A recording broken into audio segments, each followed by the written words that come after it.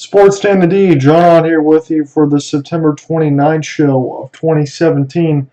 On today's show, there's going to be quite a few things. We're going to try to break it down into a few aspects here. We're going to start with the NCAA basketball violations and how some of that controversy has even stemmed into comments from Urban Meyer and from Ohio State on the football side. So we'll get into those comments and we'll break down some of the stuff that's been going on with the NCAA basketball violations. As far as the NFL Unity program, the stuff that you've seen last week, especially on that, I have some comments in regards to the NFL Unity aspect of it and why I think that they're doing it wrong.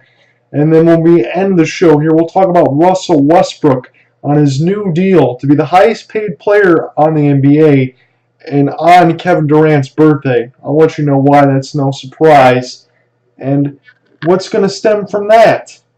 So let's start today's show with Urban Meyer's comments on the NCAA football aspect and the stuff that's been going on with the ongoing investigations. So if you hadn't already been made aware of it, Rick Pitino from Louisville has been fired, and some of those allegations of the underbelly of what's been going on in NCAA college basketball as far as, paying players, shoe deals, secret contracts with other shoe companies like Adidas and Nike and, bosses, so to speak, sleeping with those companies in order to get more money into the NCAA.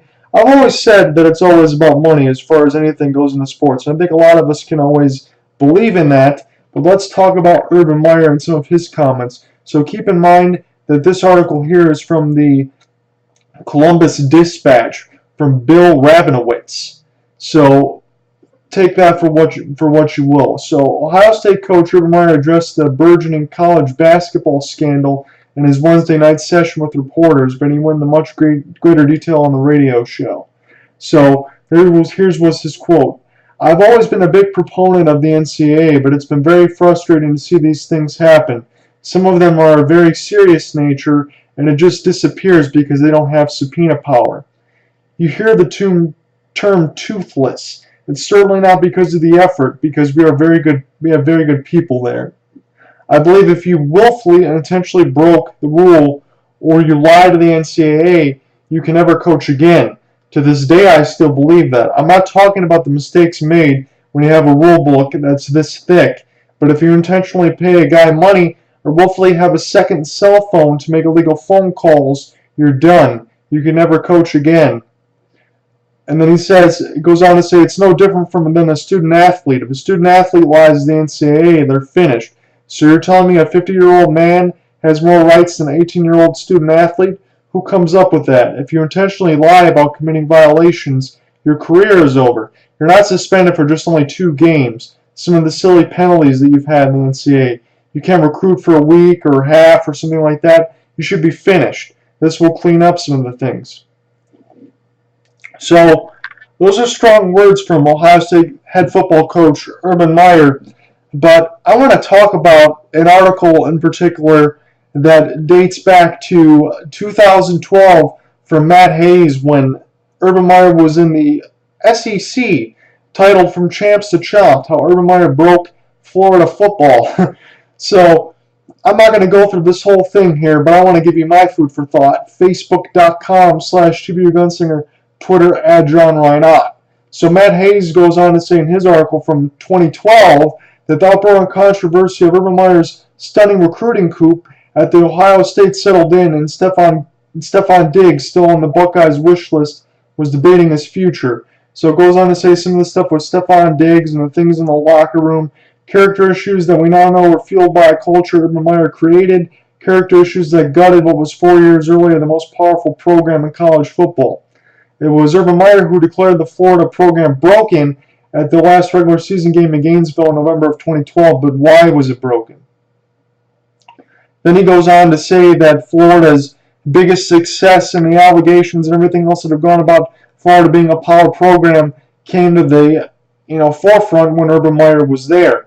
Multiple players and others close to the program said the timing of his departure was also tied to the roster he left behind. Remember, it was Meyer who entered the program that won 13 games in 2006, 08, and 09, lost only 10 games from 2005 to 2009 was flawed beyond the unsuspecting eye.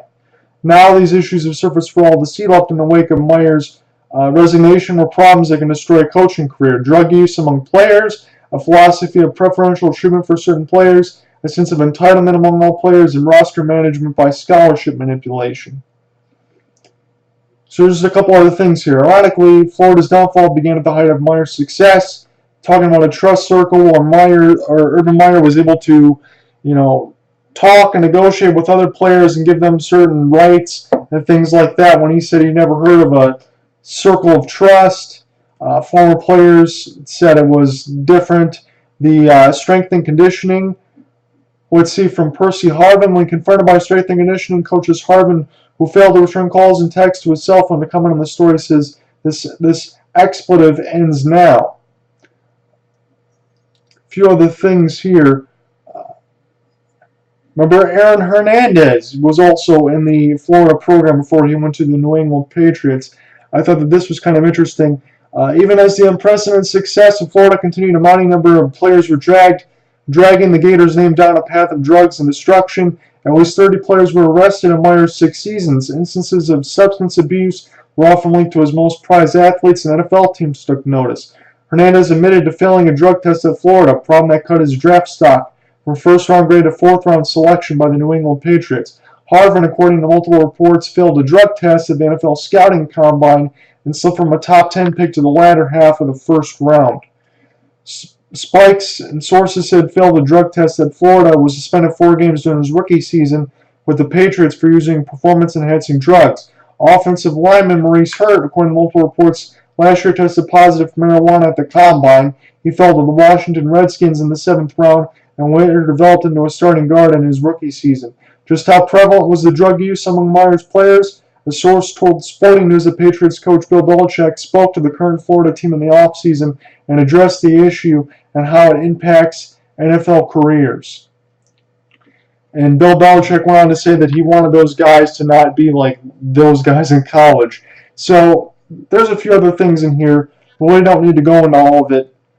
But my point of going into the comments that he made into the Columbus Dispatch of having guys that lie in the NCAA should be ultimately completely finished, but yet when you look at it from a double standard in the sense of Tim Tebow, the calling and recruit stuff that went on during that time, all of the players with the drug use and certain preferential treatment and everything else that had gone on, it certainly seems like a double standard.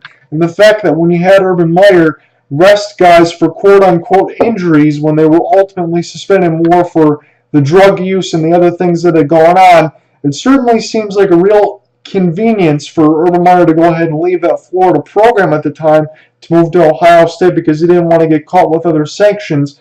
But yet when the shoe's on the other foot, a football coach goes and talks about some of the stuff that's been going on in the college basketball, saying that should be cleaned up. I thought that that was a little bit hypocritical in that aspect. But what do you think of it? Facebook.com/TBUGunslinger, Twitter @JohnReinott. Now, I want to talk about one of the things of what actually is going on in the basketball aspect of it. As you mentioned, that Rick Pitino was let go, and they brought in Padgett as the interim basketball coach. This is from SB Nation, and this is dated as of yesterday at 5:20 p.m. by Jason Kirk and Ricky O'Donnell. So this just hit some bullet points talking about the investigators. So the FBI is investigating the NCAA, the actual government entity that, unlike the NCAA, is capable of complete and detailed investigations using subpoenas and all. During a September 26 briefing, FBI Assistant Director Bill Sweeney and Acting U.S. Attorney June H. Kim said that the investigation continues, meaning more names will join the list. The NCAA involved. The college sports governing body was surprised to learn about all this as you were, but it's safe to say the NCAA sanctions will eventually follow in the FBI's wake. And then it says, goes to list bullet points of who's involved. Arizona assistant coach Emmanuel Richardson. Richardson allegedly agreed bribes from runner Christian Dawkins and financial advisor Minsa Sud for stirring Arizona players to work with them as professionals. Dawkins, then as an agent, was also seen at Arizona practices, which is an NCAA violation in itself. Richardson has been an assistant under Sean Miller since his Xavier days in 2007, coming up from Arizona in 2009. He has been arrested on fraud and corruption charges Arizona suspended Richardson and relieved him of all of his duties. Auburn associate head coach Chuck Person and former Indiana Pacer. Person allegedly agreed to take $50,000 in bribes from Michelle Michel to punish prominent college athletes to work with him as the owner of Atlanta-based clothing company. As a 13-year NBA veteran, Person is the most prominent name in this report. He's been arrested and suspended without pay. As you guys might know, ESPN former employee and Auburn head coach Bruce Pearl, not named in the complaints but has a long history with the NCAA. Most notably, Pearl has been given a 3-year show cause penalty for lying to the NCAA about hosting recruit Aaron Kraft at a barbecue in 2008. Pearl hired Person in 2014. Oklahoma State assistant coach Lamont Evans. Evans allegedly accepted $22,000 in bribes to steer athletes at South Carolina, then Oklahoma State, to become clients of Dawkins and Seward. He coached at South Carolina for 4 seasons before leaving in 2016 to join Brad Underwood's staff at Oklahoma State. He was suspended with pay by the university on Tuesday. Oklahoma State went on to fire him on Thursday. A few more here for you. USC assistant coach Tony Bland. Bland allegedly took $13,000 in bribes from Dawkins and Seward. He also allegedly had Dawkins and Seward pay $9,000 to the families of 2 athletes at USC. He was placed on immediate administrative leave by the university. South Carolina Gamecocks, University 2, Evans' former employer. Louisville Cardinals, University 6. The FBI is alleging that the school agreed to pay a recruit $100,000 that was paid through Adidas, and was also discussed a payment to another future recruit to secure his commitment. The current recruit in question appears to be a McDonald's All-American shooting guard Brian Bowen. The school is already on probation with the NCAA for an escort scandal in 2015. And the big one as of now, Louisville head coach Rick Pitino. Louisville placed Pitino on administrative leave on Wednesday. He was effectively fired, according to his lawyer. Not named in the complaints, but no stranger to the NCAA scandals. Pitino was already suspended for the first 5 games of ACC play in his role for Louisville's escort scandal. If you like irony, here's what Pitino said when Bowen committed in June. "We've got lucky in this one," Pitino told Tony Myers of News Radio 840. "I had an AAU director call me and ask me if I'd be interested in a player named Bowen. I saw him against another great player from Indiana. I said, yeah, I'd be really interested. They had to come in unofficially, pay for the hotel, pay for their meals. We spent $0 recruiting a 5-star athlete who I loved when I saw him play in my 40 years of coaching. This is the luckiest I have been." So there's a few other names in this report. If you want to read it from SB Nation, it is titled, "Meet the 18 Key Figures in the FBI's College Basketball Corruption Probe for Now," by Jason Kirk and Ricky O'Donnell, if you want to get some more information on that. So I just want to mention a couple things. Everybody already knows about the allegations and things that were going on with college basketball, like I mentioned before, with the shoe companies and so-called other management, other positions in schools all trying to make money. And that goes on a lot. What I have a problem with, not just Urban Meyer making those comments, but with Rick Pitino and some of these other guys, that this was allowed to go on for a long time. And what the NCAA chose to do about it was effectively nothing. Just a slap on the wrist.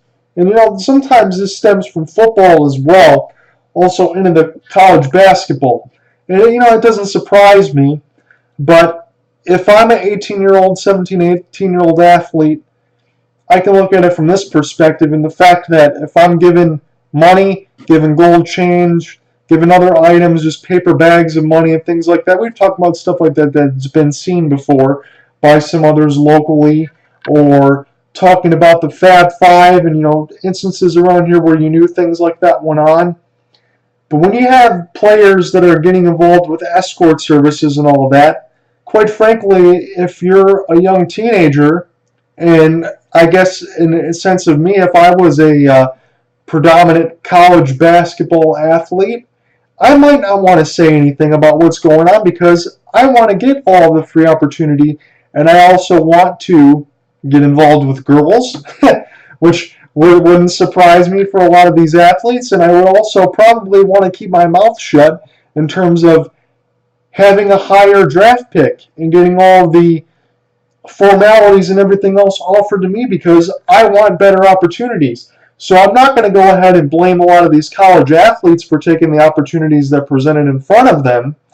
There was a article that I read just about 20 minutes ago in the Indianapolis Star talking about LeBron James when he was a high school athlete going there and trying to get recruited, that he had gold chains and other things like that brought to him already when he checked in the hotel room.